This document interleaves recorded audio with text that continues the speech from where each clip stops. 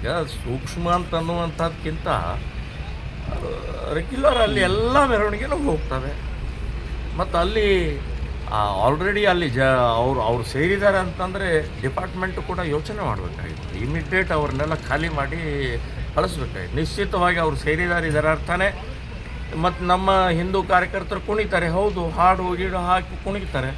ಯಾಕೆ ಅಂತಂದರೆ ನೀವು ಅಲ್ಲಿ ತಡೀತಾ ಇದ್ದೀರಿ, ಅದಕ್ಕೆ ಕುಣಿತಾರೆ. ಸೊ ಏನು ಕುಣಿದ್ರೆ ಈ ತಪ್ಪೇನು? ಸೊ ಕುಣಿದ ಕೂಡಲೇ ಅವ್ರಿಗೆ ಅಲ್ಲಿ ಕೆರಳದ ಕೂಡಲೇ ಅವರು ಇದು ಆಗತ್ತೆ ಅಂತನೋ ಗೊತ್ತಿರುತ್ತೆ. ಸೊ ಅವ್ರು ಸೇರಿಸಿದ್ದೇ ತಪ್ಪು. ಸೊ ಅಲ್ಲಿ ಇಮ್ಮಿಡಿಯೇಟ್ ಅವ್ರನ್ನ ಖಾಲಿ ಮಾಡಬೇಕಾಗಿತ್ತು ಅಂತನ್ನುವಂಥದ್ದು ನಾನು ಹೇಳ್ತಾ ಇದ್ದೀನಿ. ಹಬ್ಬ ಇದೆ, ಹೌದು, ಹಬ್ಬ ಇದ್ದರೆ ಬೇರೆ ಕಡೆ ಹೋಗಬೇಕಾಗಿತ್ತು.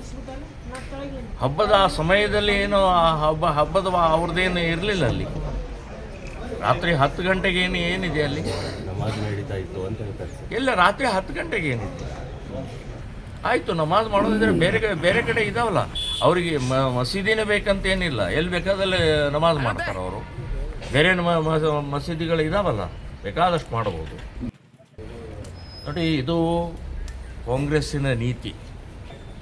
ಮುಸ್ಲಿಮರಿಗೀಗ ಅವ್ರನ್ನ ಬಂಧನ ಮಾಡಿದ್ದು, ಅವ್ರ ಮೇಲೆ ಆಕ್ರೋಶ ವ್ಯಕ್ತಪಡ್ತಾ ಇರೋದು, ಇದನ್ನು ಬ್ಯಾಲೆನ್ಸ್ ಮಾಡೋ ಸಲುವಾಗಿ ಈಗ ಹಿಂದೂ ಕಾರ್ಯಕರ್ತರು ಅರೆಸ್ಟ್ ಮಾಡ್ತಾರೆ. ನಾನು ಹೇಳ್ತೀನಿ, ಇದು ಸರಿಯಲ್ಲ. ಇದು ಯಾಕೆ ಹಿಂದೂ ಕಾರ್ಯಕರ್ತರನ್ನ ಯಾಕೆ ಅರೆಸ್ಟ್ ಮಾಡ್ತೀರಿ? ಇನ್ನು ಮಟನ್ ಅಥವಾ ಯಾವುದೋ ಒಂದು ಗಾಡಿಯನ್ನು ಬೆಂಕಿ ಹಚ್ಚಿದ್ರು, ಮುಸ್ಲಿಮರೇ ಬೆಂಕಿ ಹಚ್ಚಿದ್ದಾರೆ ರೀ. ಈ ವಿಷಯವನ್ನು ಡೈವರ್ಟ್ ಮಾಡೋಕ್ಕೆ ಮುಸ್ಲಿಮರೇ ತಮ್ಮ ಗಾಡಿಗೆ ಬೆಂಕಿ ಹಚ್ಚಿದ್ದು ಅವರೇ ಡೈವರ್ಟ್ ಮಾಡೋಕ್ಕೆ. ಕಲ್ಲೆಸೆದಿದ್ದ ವಿಷಯವನ್ನು ಡೈವರ್ಟ್ ಮಾಡೋ ಸಲುವಾಗಿ ತಮ್ಮ ಇದಕ್ಕೆ ಬೆಂಕಿ ಹಚ್ಚಿ ಈಗ ದುಡ್ಡು ತೊಗೊಳ್ಳೋದು, ಪರಿಹಾರ ತೊಗೊಳ್ಳೋದು. ಇರೋದು ಒಂದು 5,000, ಈಗ ತಗೊಳ್ಳೋದು ಲಕ್ಷಗಟ್ಟಲೆ. ಇದೇ ನಾಟಕ ಇವ್ರದ್ದು. ಮತ್ತು ಹಿಂದೂ ಕಾರ್ಯಕರ್ತರನ್ನ ಯಾಕೆ ಅರೆಸ್ಟ್ ಮಾಡ್ತಾರೆ? ಏನಾಗಿದೆ? ಯಾಕೆ ಅವರೇ ಮಾಡಿದ್ದಾರೆ? ಶಾಂತ ರೀತಿಯಿಂದ ಹೋಗಿಲ್ವಾ? ಡಿಪಾರ್ಟ್ಮೆಂಟ್ಗೆ ಸಹಕಾರ ಕೊಟ್ಟಿಲ್ವಾ? ಏನೂ ಇಲ್ಲದೆ ನಮ್ಮ ಹಿಂದೂ ಕಾರ್ಯಕರ್ತರನ್ನ ಯಾಕೆ ಅರೆಸ್ಟ್ ಮಾಡ್ತೀರಿ? ನಾ ಹೇಳ್ತೀನಿ, ಹಿಂದೂ ಕಾರ್ಯಕರ್ತರನ್ನ ಅರೆಸ್ಟ್ ಮಾಡಿದರೆ ಮತ್ತೆ ಇದು ರಿವರ್ಸ್ ಆಗುತ್ತೆ. ನಾವು ಎಲ್ಲ ಇಡೀ ಹಿಂದೂ ಸಮಾಜವನ್ನು ಮತ್ತೆ ನಾವು ಎಬ್ಬಿಸಬೇಕಾಗತ್ತೆ, ಅದರ ವಿರುದ್ಧ ಹೋರಾಟ ಮಾಡಬೇಕಾಗತ್ತೆ ಅಂತನ್ನುವಂಥ ಎಚ್ಚರಿಕೆಯನ್ನು ಕೊಡ್ತಾ ಇದ್ದೀವಿ. ಮಸೀದಿ ಹೋಗ್ಬೇಕು, ಇಲ್ಲಿ ಮೆರವಣಿಗೆ ಇದೆ ಅಂತನ್ನುವಂಥದ್ದು ಗೊತ್ತಿದ್ದಂಥ ಸಮಯದಲ್ಲಿ ಅವರು ಪೂರ್ವ ಯೋಜಿತ, ಇದು ಪ್ರೀ ಪ್ಲ್ಯಾನ್ಡ್ ವ್ಯವಸ್ಥಿತವಾದಂಥ ಸಂಚಿದೆ ಇದು. ಇನ್ನು 2 ಕಲ್ಲು ಇಲ್ಲೂ ಅಲ್ಲಿ ಯಾವುದೋ ಒಂದು ಚಪ್ಪಲಿ ಇದಕ್ಕಿಟ್ಟಿದ್ರು. 2 ಕಲ್ಲೋ 1 ಕಲ್ಲೋ, ಒಂದು ಸಣ್ಣ ಕಲ್ಲೋ ದೊಡ್ಡ ಕಲ್ಲೇನ ಚಪ್ಪಲಿ ಎಸೆದಿದ್ದಾರೆ.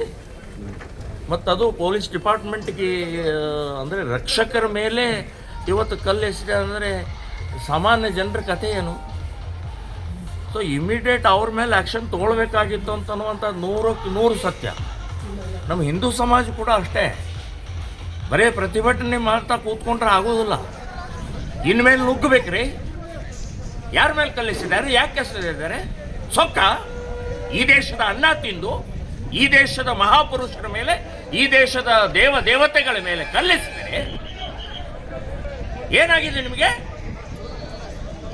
ಗೌರವ ಕೊಡುವಂತಹದ್ದು ಕಲಿಬೇಕು ನೀವಾಗಿದೆ. ಇಲ್ಲಾಂದರೆ ಇನ್ನು ಮುಂದಿನ ದಿನಗಳು ಹೊಕ್ಕು ಹೊಡಿತೀವಿ. ಮಸೀದಿ ಇರಲಿ, ಮನೆ ಇರಲಿ, ದರ್ಗಾ ಇರಲಿ. ಯಾಕೆ ಏನಾಗಿದೆ? ಎಂದಾದರೂ ನಿಮ್ಮ ಮೆರವಣಿಗೆ ಮೇಲೆ ಕಲ್ಲಿಸ್ತಿದ್ದೀವಾ? ನಿಮ್ಮ ಮೆರವಣಿಗೆ ತೊಂದರೆ ಕೊಟ್ಟಿದ್ದೀವಾ? ಯಾಕೆ ಮೇಲಿನ ಮೇಲೆ ಕೆಣಕ್ತಾ ಇದ್ದೀರಿ? ಸೊ ಇದು ನಡೆಯೋದಿಲ್ಲ ಅಂತ, ಈ ಆಟ ನಡೆಯೋದಿಲ್ಲ. ಇನ್ನು ಮುಂದೆ ಹಿಂದೂ ಸಮಾಜ ಜಾಗೃತಿಯಾಗಿದೆ. ಇದಕ್ಕೆ ಉತ್ತರ ಕೊಡುವಂಥದ್ದು ನಾವು ಸಿದ್ಧ ಆಗಿದ್ದೀವಿ, ಹಿಂದೂ ಸಮಾಜ ಅಂತನ್ನುವಂಥದ್ದು.